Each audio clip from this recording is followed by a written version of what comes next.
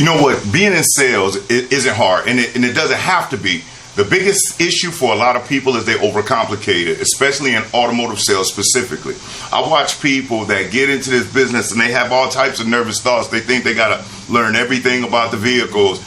They feel like they have to, they can just wing it and just kind of do what they feel and expect that they're going to have good results.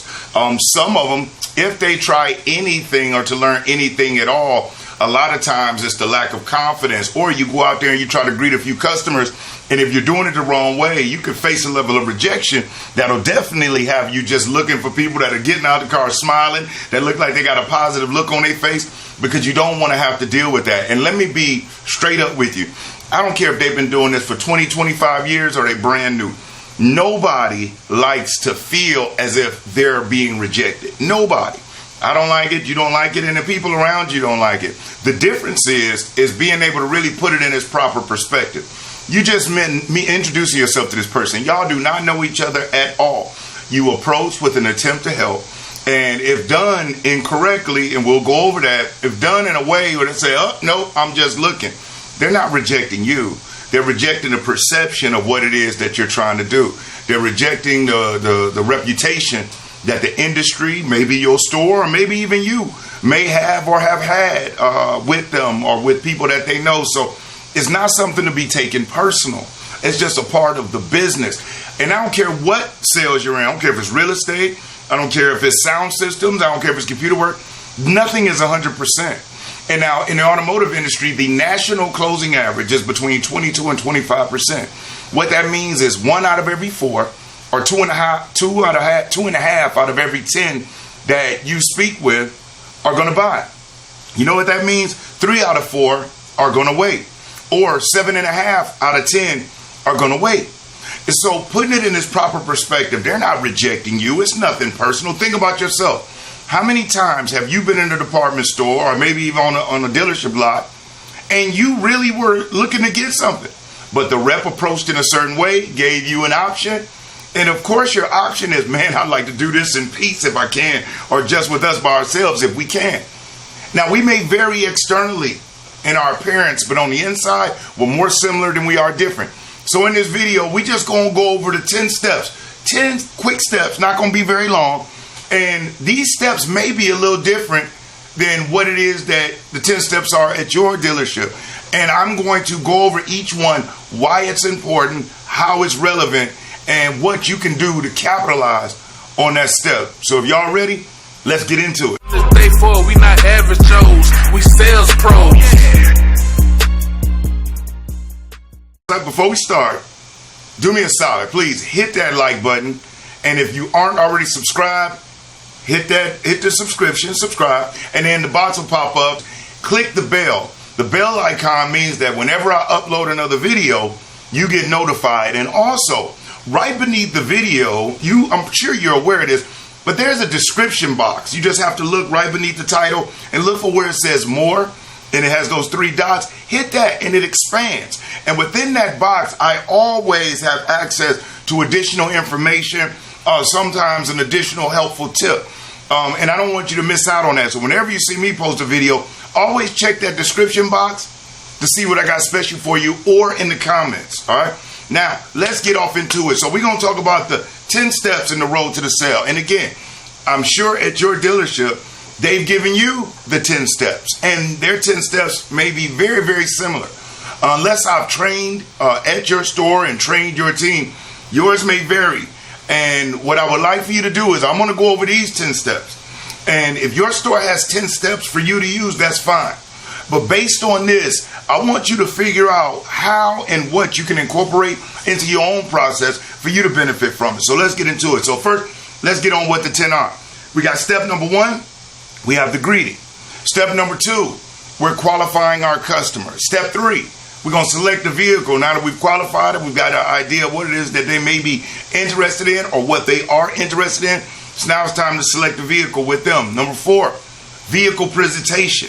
Number 5 is the demonstration drive. Okay. Now, number 6, this is where things may start varying a little bit. Number 6, when you come back, you do a service tour or a dealership tour. All right. Number 7, now it's time to sit down and present the numbers. Okay. Step number 8 is where you get your customer prepared for pre-delivery, and that's going in with the business manager. Step number 9 is the actual delivery, and step 10 is going to be your follow-up. So let's dive into it, and we're going to kick it off with, obviously, the 5 basic ingredients of a sale.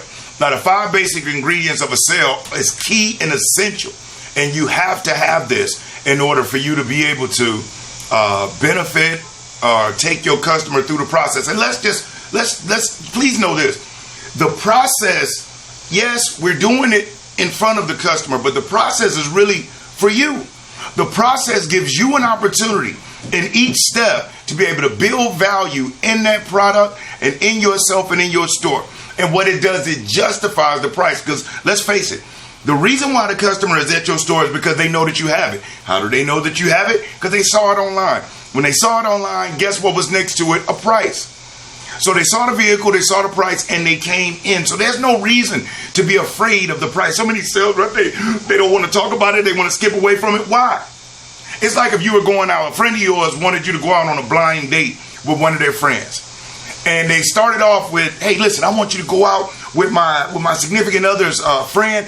Listen, they're awesome. They can cook. They love kids. They take care of their parents. They have a great job. They've got a really nice car. They like to travel. They enjoy long walks on the beach. And they keep going on. What are you going to be thinking after a while? What you're going to be thinking is you're going to be saying, whoa, what do they look like? Because they're talking about all this other stuff, building up to all of this other stuff, but haven't got to one of the most important things, which is, what do they look like? So every time they add an additional layer before getting to the meat and potatoes of it, we brace and we brace and we brace. It's the same thing with customers when it comes to a vehicle. Every time you talk about everything else and dance around everything else except for getting right into that price, guess what? They brace. My dog is right here. Excuse me. Stop, Thor. I apologize. That's how you know this is real, live, and direct. Go sit down. Go sit down. This is real, live, this is direct. I could cut and edit that out, but I'm not. I like the realism of it. So the point being is that when you're interacting and when you're engaging with your customers, you have to be aware that your only objective, the only thing that you want to do, if you're going to be trying to sell them on anything, because when you first going out, your objective should not be trying to close a deal right then. Of course, the ultimate goal is to help this person buy, but you're not going out trying to close right then. Okay? The only thing you should be selling, or the only thing you should be motivating the customer to do, is to move to the next step. And to move to the next step. And if you do everything you're supposed to do at each step, when it gets down to the point where it's time for them to make a decision, you've made it easier for them to make a smart and safe buying decision and do business with you. So the 5 basic ingredients of a sale, you got number 1, you got you.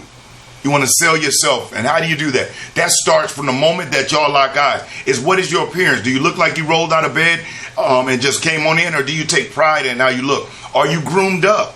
If you smoke, do you smell like smoke when you're engaging with your customer? Or do you have a fresh fragrance on you? Do you have food on your mouth? They're looking for a reason to disqualify you. You have to know that. Their parents, their grandparents, their family members, their friends have had buying experiences. And we have no idea whether they were positive or negative. And so what they're doing is they're sizing you up to see, do you look like somebody that I can trust? Do you look like somebody that really wants to help me? Or are you just trying to take advantage of me and take my money? So first part of the 5 basic ingredients of a sale is you. You have to sell yourself. Number 2, the store. Okay? Your store, that's where every tool that you need to help this person is on the inside.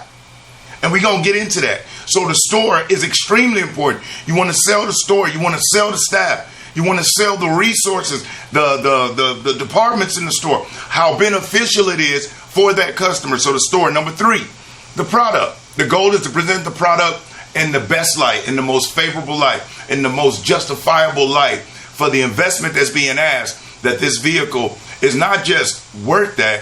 It feels like it's worth more than that. And they're just getting a good deal. That's really what you're going after. Part 4 of the 5 basic ingredients is the price. You want to help people find the least expensive, best option. That's what they're looking for. Nobody's looking for the cheapest thing. If you had family members coming in town, you had 7 family members coming in town, you only had $300 to spend to be able to go get groceries, to load up your fridge because they're going to be there for a week visiting. You have a family of 4, you got 7 people coming in town, and you only got $300 to make it work in today's economy. When you go to the grocery store, whether it be Walmart, Aldi's, Publix, Winn-Dixie, whatever it is where you live, are you going in there trying to find the cheapest stuff you can find to make sure you can get enough of it to be able to feed everybody? Or are you going in looking for the least expensive, best option to get enough where you can feed everybody?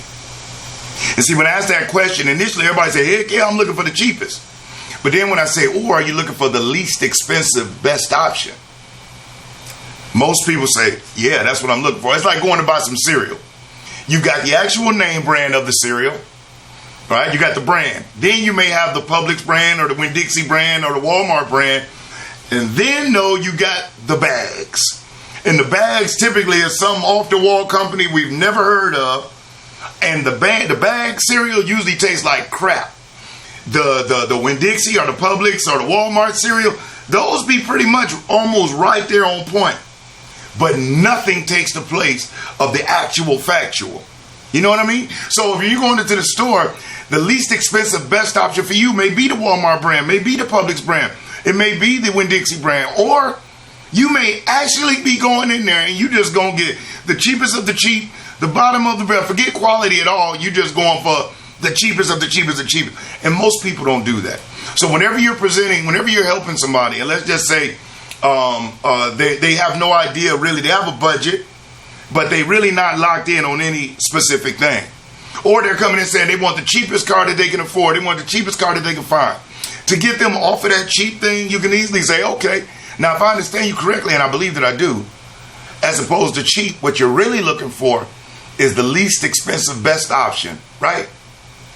And you see them thinking, they'll say, yeah, cool. Now we got them off of that cheap mindset and more of them in a mentality where we can help them within a reasonable budget, where they can get something that's going to last them a little while rather than something that may fall apart on them after a few months. Okay? And part 5 is urgency. You see, a lot of salespeople make a customer feel like you can come any day you want, anytime you want, it'll always be here, and that's a lie. Now, there'll always be vehicles on the lot, but this one specific vehicle that we're talking about today, it may not even be here 2 hours from now or by the end of the day. Because you have no idea who else in your store may be having somebody looking at that same thing. Or who else is online saying, oh, that's it, I'm going to get that. And plus, when you make a customer realize that, yes, you like this, we have this here right now, take advantage of it. Because the last thing I want to see you do is miss out on something that you say would work for you so well. We have people that ask about these vehicles all the time, and it could be gone by the end of the day. Is that a lie? No. So you want to create a sense of urgency with the customer that you're dealing with. So let's go over a few personality types. Number 1, we got the socializer. Now, the socializer is that customer that'll come in, they'll talk with you, they laughing, they kicking it. Those are your ideal customers. They'll answer any questions that you have. They get it. They understand what's going on. The second type is the director. Now, the director, that's that person that's kind of closed mouth and tight lipped, and they tell me what you got and I'll tell you what I want. Now, those people, the objective for them is to get them to open up because they're self-contained, but they're direct. They know what they want, but they're just not willing to tell you. They want you to tell them. They're worried. They're making sure that they're not going to get played or scammed. Now, again, the objective for them is to get them to open up and to be more of a socializer type. The next type is the thinker. That is the super analytical person that want every Carfax. They want the specs. They want all these pieces of information because that's the way they feel comfortable that they're making the right choice. Now, with this person, you kind of got to bring all of that home and get this person to be willing to make a decision. And the last one is the relator. This is that customer that will sit there and talk to you about their family, about church, about their job, about the weather, about sports, about everything except what they came in for, which is the vehicle. So with this person, you got to kind of grab them out of the stratosphere and zero them back in and keep them on task so you can progress. Because you'll find yourself sitting there with them for 2 or 3 hours and y'all have not gotten any closer to selecting a vehicle than you were when they first arrived. So these are the 4 basic personality types. And any other ones that you can identify typically will fall as a subset under one of these. So we got the socializer, the director, we got the thinker or analytical person, and then we got the relator, the talker, the person that just wants to come in there and talk to you about everything. They're a talker, but they're not direct. See, the socializer is a communicator, but they're direct. They know what they want. Okay? And the relator, they'll socialize, but they're not direct. They don't know what they want. And they'll talk about everything under the sun except for what's important. So you have to reel that back in as the professional and as the advisor. So the first step we're going to talk about is the greeting. Now, the greeting is extremely important because how many chances do you get to make a first impression? 1. So what you say when you engage with them, what you say when you greet them is extremely important. Are you smiling? Do you look pleasant? Are you wearing sunglasses where you can't make eye contact? Do your clothes look wrinkled up? Are you walking towards them with some pep in your step? Are you dragging, looking at your phone, texting, acting like that's more important than this human being, this person that's right in front of you? Please be cautious of that. Never approach a customer finishing a text message when you've locked eyes on them. If you are wearing shades while you're outside and you see that customer, look their direction and take those shades off and let them see you put it up. Because remember something, the eyes are the window to the what? To the soul. Now, let's talk about the greeting. Most salespeople, and I'm going to touch on this real brief because I'm not going to spend a lot of time on these things. Most salespeople approach a customer and say, hey, can I help you? Wrong question. Think about what you just asked them when you say, can I help you? You really just said, hey, Mr. or Miss Stranger, can I do for you what my company pays me and hired me to do? You literally just went to that individual and asked them, can you do your job? You've also just showed them that they have an option.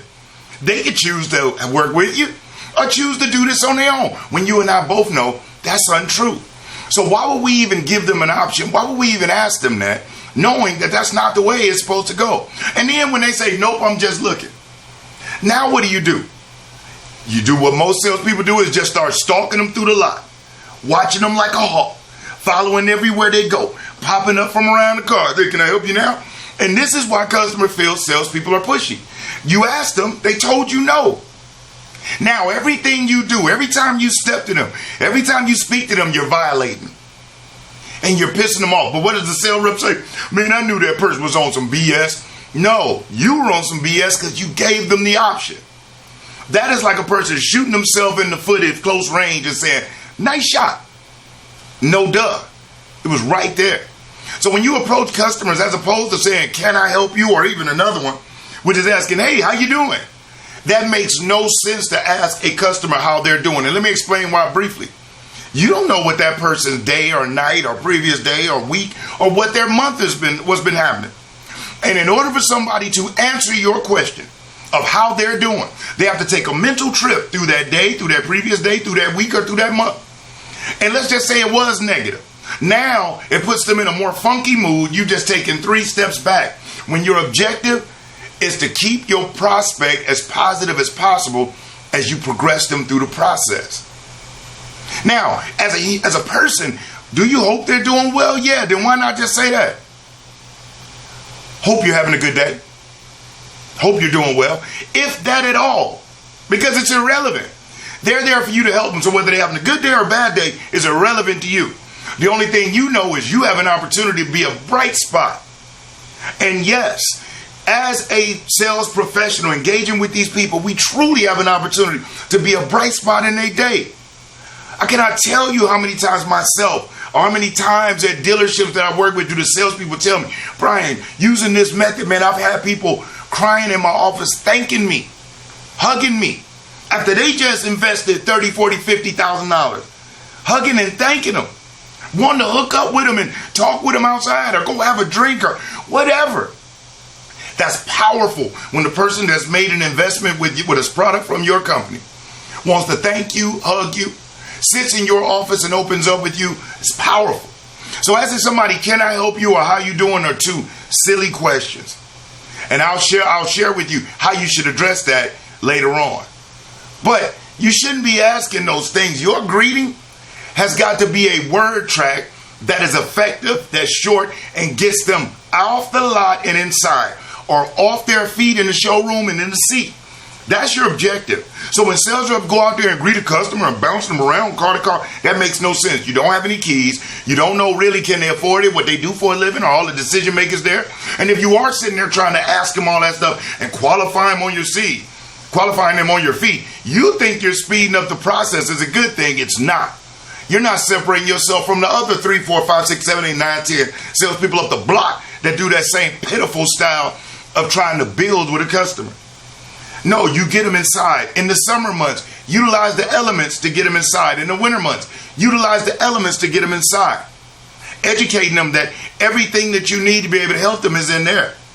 Oh, I just want to see what's on the lot. Awesome. Well, I know your time is valuable, so let's do this. Follow me inside. I'm going to ask you a few quick questions, and then I'll give you all the information of what you feel works best. That'll save you a whole lot of time instead of walking up and down these roads in the heat. So follow me. What they going to say? No. You better not try to help me make it fast. You better not try to get me out the heat. I want to stay out here and sweat and walk up and down as much. And somebody might say, they will say that. Well, then that means the way you're framing it is incorrect. Now, again, nothing is 100%. So out of 100 times doing it, could you have 3 or 4 people that no matter what would resist it? Yeah, but you wasn't going to be able to help them anyway then. But at least you tried. But what about the other 96? See, I don't get caught up in that small percentage that's so irrelevant. Why would I talk about it? But that's what people do. Oh, well, what if a customer comes in doing back flips and a cartwheel, standing on one hand with their dog, and they don't want to come in? Okay, well, dude, if that happens, then, it just is what it is. But let me ask you, how often have you seen that in all the time that you've been there doing this? How many times have you ever heard of that happening? So the reality is this. Is it possible? Yes. According to physics, it's also possible that an elephant can hang from its tail by a daisy off a cliff. So it's possible, yeah. But the real question is it probable? See, there's a difference between possibility and probability. People get caught up in the possibility. Yeah, it's possible. But is it probable? No. So why focus on it? All right? So when you're greeting, that's your thing. So make sure you have a word track that is solid. Matter of fact, I got one right here on the screen that you can, watch this video and write it down or whatever and use it verbatim. It's intentionally designed in a certain way. You won't see the words buy or today in it at all. There's a reason, because those are trigger words. And the last thing we want to do is trigger, because the person told themselves when they left, I'm not buying anything today. And you're rocking with them and everything's going good. Next thing you say, hey, some of you interested in buying today? And they say, oh, I said I wasn't going to do that. So we leave that out. So the first step is greeting. And the greeting is extremely important to remember. The intention is to greet, get them off their feet and into the seat. The next step now is qualifying. So now that you got them inside, it's time to sit them down. And the worst thing sales reps do, especially if you got a computer at your desk, they sit down, they got the customer there, and they start saying, and what's your last name? And what's your telephone number? And what's your email address? And they're trying to type it in. So now you got the customer who didn't want to come in but trusted you. Now they're looking at the back of a computer screen. Guess what's going through their mind? What are they doing? They asking me about my last name, my email address, my phone number? Are they trying to do a credit app on me? Defensive wall up. Now, is that information important? Yes. But is it important right then? No. And let me ask you a question. If somebody typed up a letter on Microsoft Word, signed it and sent it to you, or if they hand wrote you a letter and sent it to you, which one means more? And if you said the handwritten letter, why? Is it because it took more time? They put more into it. It was more intimate. So how do we use that with a customer dealership? Imagine you sitting there finger pecking, because most people are finger peckers. They're not typing and looking at the customer face. So imagine if you do have a computer screen on your desk or a laptop, and you get in there and you sit down with them, and you say, you know what? And you take it and you just move it out the way. Use it like it's a prop. You move it out the way. You know what? Do y'all mind if I take some notes? Because I want to make sure I get everything y'all share with me as accurate as possible. It's that important to me. Is that cool? What they going to say? F that. You better not try to write down what we saying because it's important. You better not do that. Doesn't make any sense. And you've shown them you're far more important to me than that computer. Now, why are we inputting their data in the computer anyway? Number one, so we can log this customer in as ours. Number two, so we can put it in to kind of start the process going. And number three is to make sure that they don't work with anybody else, okay? So seeing as that all of those things are very important and relevant, they're already sitting there with you. So obviously they're not working with anybody else. Okay? So you want to put those in, you will, but there's a time and a place. And when you initially sit down with them, that ain't the time and that's not the place. Why not wait until after y'all spoken, y'all built, y'all established some type of a workable trust, you got some information. And then right before you get up to go, after y'all select the vehicle, before you get up to go leave, you say, you know what, let me put this information in. That way my manager can see everything we're talking about. Now they're more comfortable. Now you've spoken with them. Now you've communicated. Now some of those pieces of information are even easier for them to give to you. And realize this, when you're going through qualifying your customers, people talk to you about the people, places, and things that mean the most to them on this planet. When they talk to you about that piece of plastic and metal that they're interested in on your lot, that becomes nothing. So what that means is don't just make the conversation all about what type of vehicle, what color, all about the vehicle. The vehicle does not do anything without human interaction right now until technology evolves. That's that person that has the credit. That's that person that's going to be driving it. That's that person that's putting the people they love the most on this planet in there. So it's that person that deserves all of your attention wholeheartedly. It's that person that deserves that, okay? Now that we got that part, okay, now it's time for us, we qualified them, we've asked them certain questions. Now it's time for us to actually select a vehicle with them, okay? Most people, a lot of people, when they come in, they'll know. They'll know exactly what it is that they're interested in. Some people won't. Either which way, it's up to you and them to narrow it down. It is a partnership. If they do have an idea, just because they know what vehicle they're interested in, don't mean that your job is done. Because some people may come in wanting one thing but qualify for another.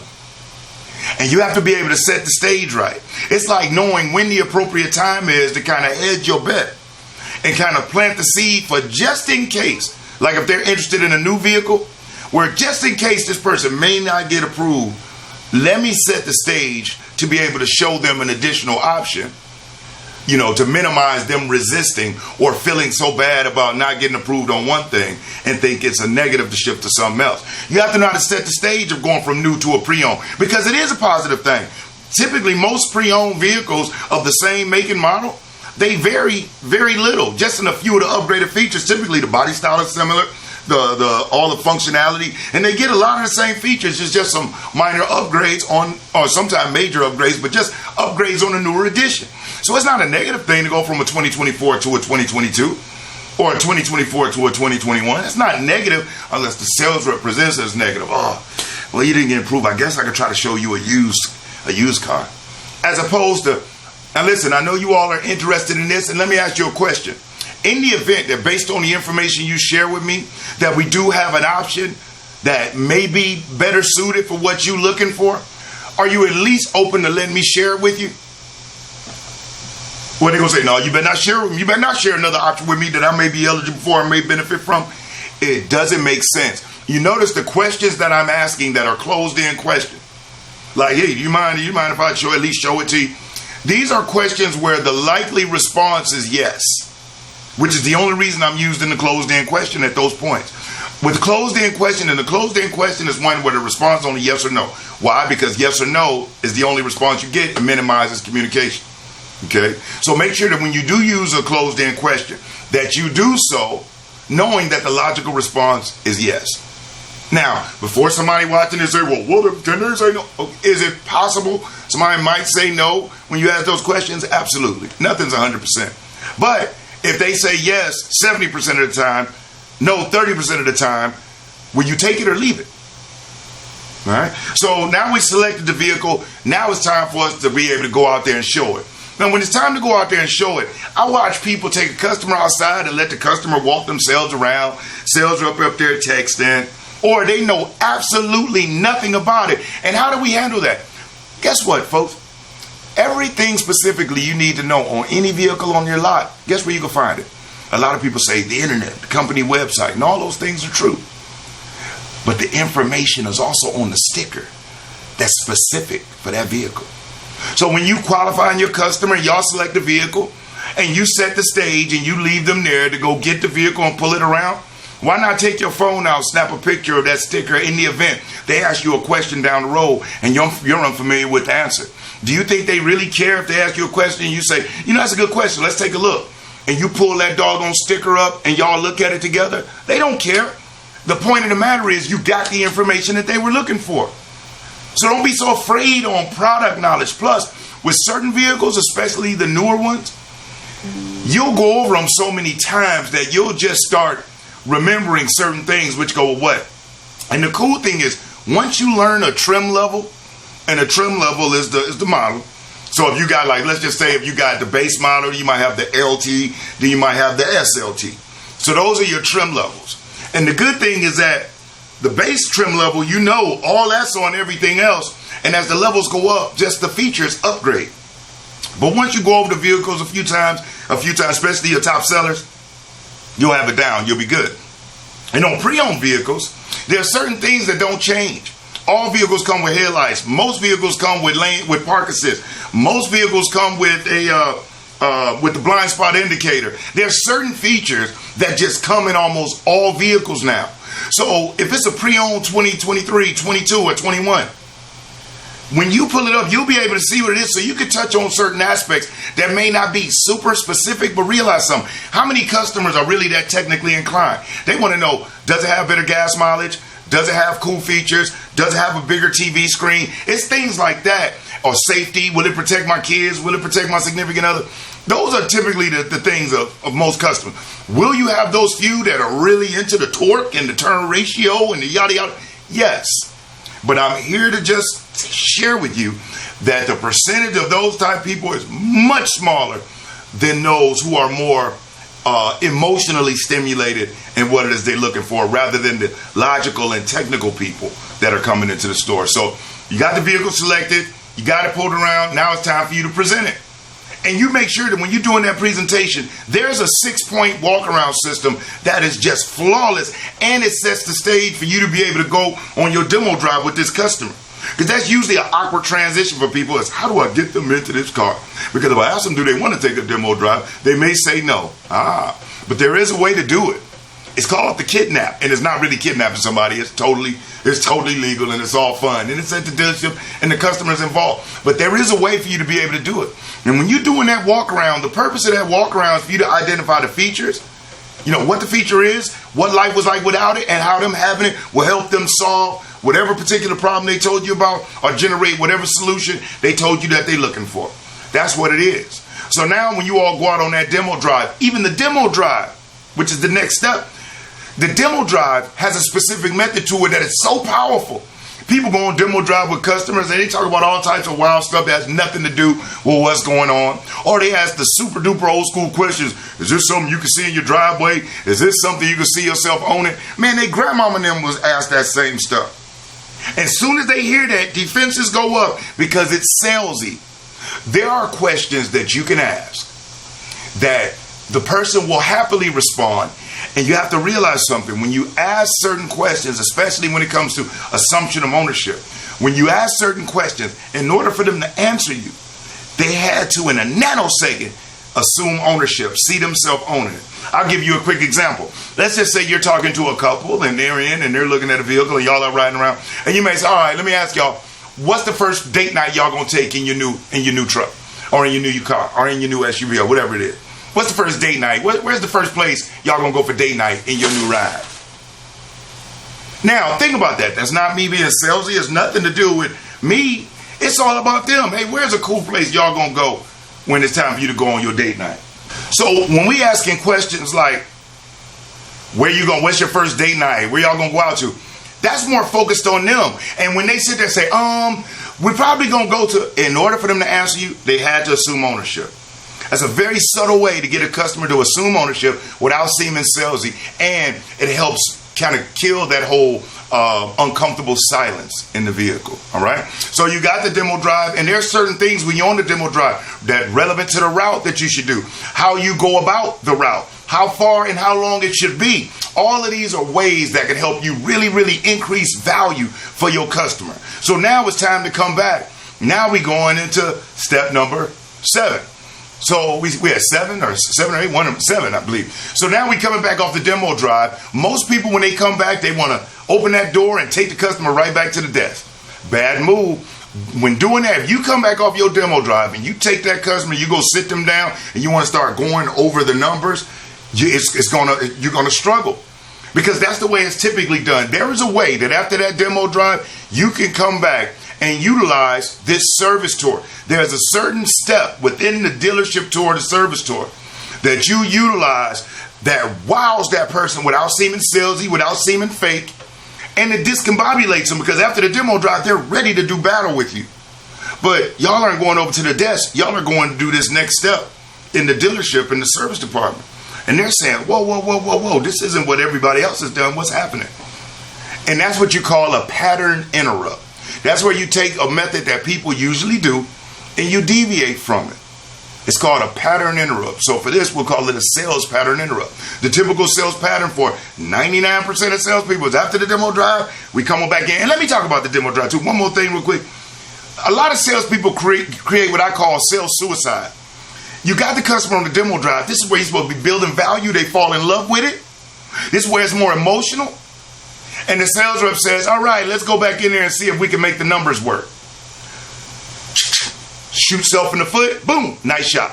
Now, after building value, getting them to assume ownership, answer your questions, falling in love with the smell, the ride, why in the world would the professional, with the advisor, take them off of that emotional high and zero them back into the numbers? Now, if the customer wants to do that, that's good, that's on them. But as the sales rep, why would I make it all about the numbers? Because you and I both know, making an investment is bigger than the numbers. It's about the amplitude of the need. We've all spent more money for something than we needed to based on our perception of its value. So if the customer, it's their money. Of course they can be price focused, but why would you? Why would you go off of that emotional high and then say, all right, let's see if we can make the numbers work? Okay, so just be cautious of that. I see it happen all the time.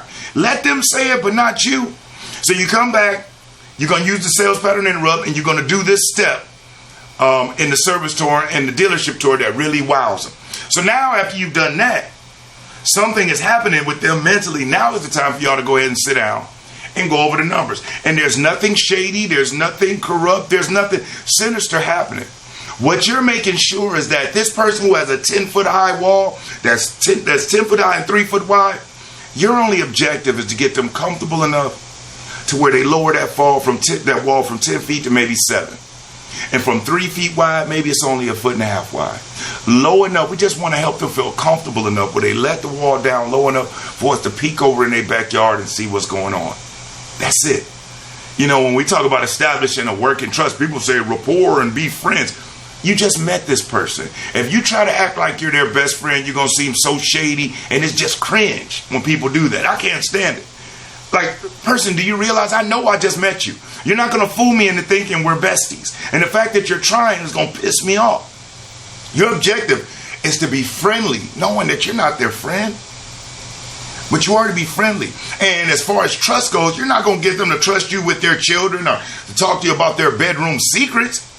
But you can get them to trust you enough to explain what it is that got them out of their bed, out of their home, making rights and lefts, or however it is they got to your dealership, to walk in there knowing it's not a department store for clothes, knowing it's not a restaurant, knowing it's not a gentleman's or a ladies' lounge, knowing it's a place for vehicles and transportation problem solutions. They know that. So what is it that got them in there that day? That's what we want to find out.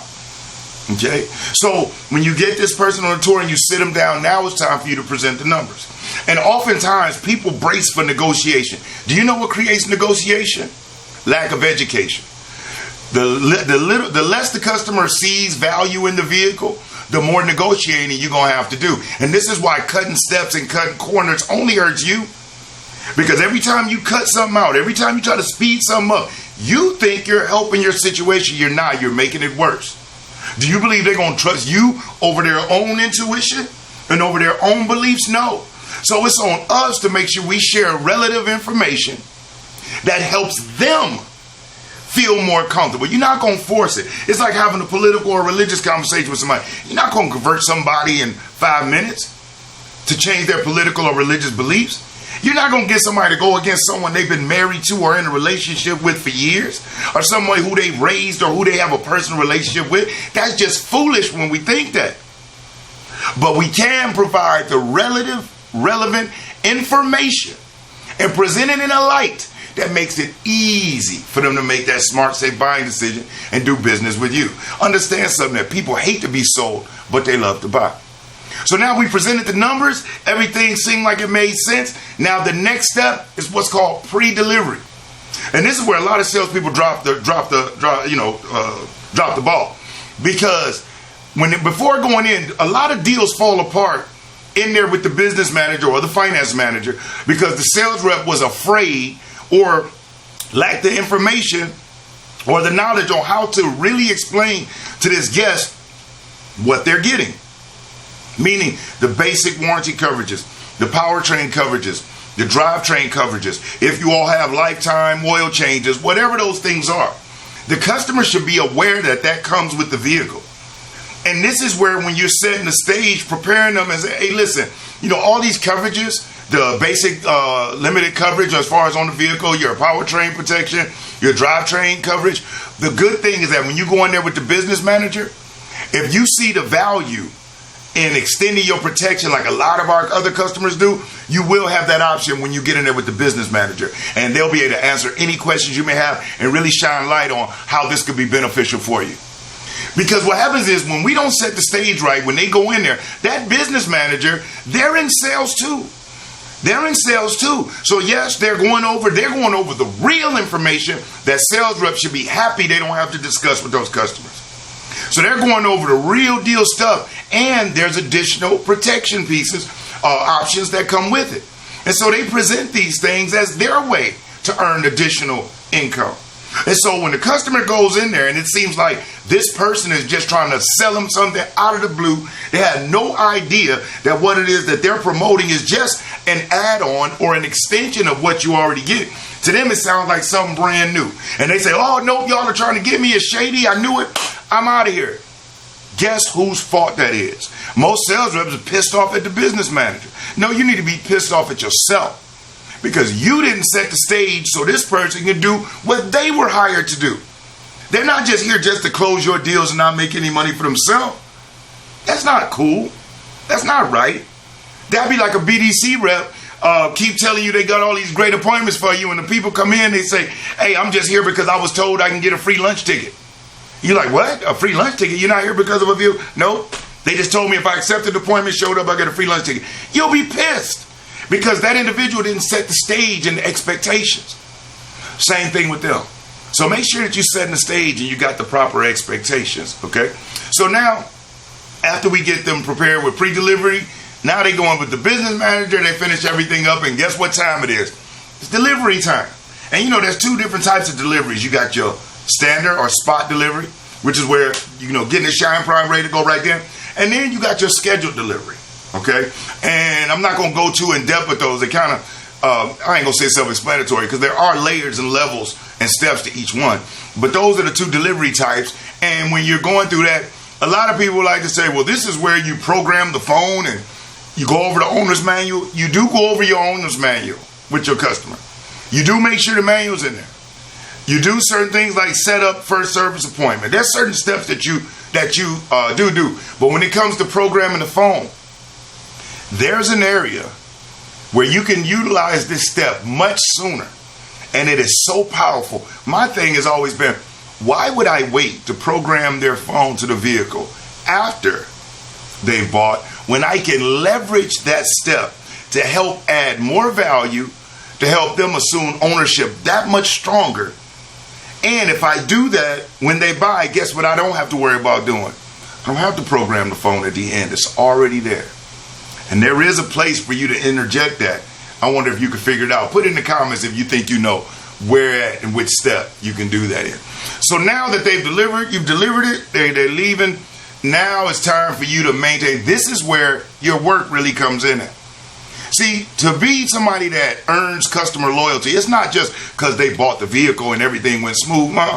It's if they have a question or a problem. Will you return that call? Will you return that text? Will you return that email? Will you help them fix the problem if they have one? This is how you build up repeat business. A ton of people go buy vehicles all the time. They buy them from sucky salespeople, some from great ones. But the ones that get the repeat business are the ones that stayed in contact and the ones that were there to help them when they had a problem. That's extremely important. So you can ask yourself, which one of those are you going to be? I know, the fact that you watching this video, I know you're going to be one of the ones that help them. But that's really what it takes. And so your follow-up, your initial follow-up should be within 48 hours. And then there's other time frames that you go out. So you got the first 48 hours, then you got 90 days, and then you got 120 days, and yada, yada. Then there's even a step, there's even a method that you can use to make sure that you always remember their vehicle purchase date, which is the vehicle birthday. Even if they give you their birthday, their anniversary date, there's a way for you to lock these things in with this specific person's information where you always remember it. And that's what you want to do. Can you imagine how it makes a person feel after they dealt with you months ago? They're going through their everyday life. They're probably not thinking about you just on a regular basis at all. But then they get a text message from you saying, hey, congratulations on, or happy birthday, happy anniversary. Can you imagine? Think about you. How do you feel when somebody just calls you out the blue that you haven't spoke to in a while and they say they were thinking about you? It makes us feel good. It makes us feel special. And it will do the same thing for them. Okay, so real quick, I know I went a little longer than I wanted to. Those are the 10 steps. And listen, these steps, there's even more in depth to each one that will help you rocket your sales to the next level. And it's easy. I invite you, all you have to do is click the link that's in the description. Click the link that's in the comments, or just go to sellingforsuccess.org. That's selling4success.org. That's the sales training membership platform. I've got a total complete course called How to Dominate at the Dealership with audios, videos, manuals that take you through each one of these steps, gives you the word tracks, the questions, everything you need to be able to skyrocket your sales.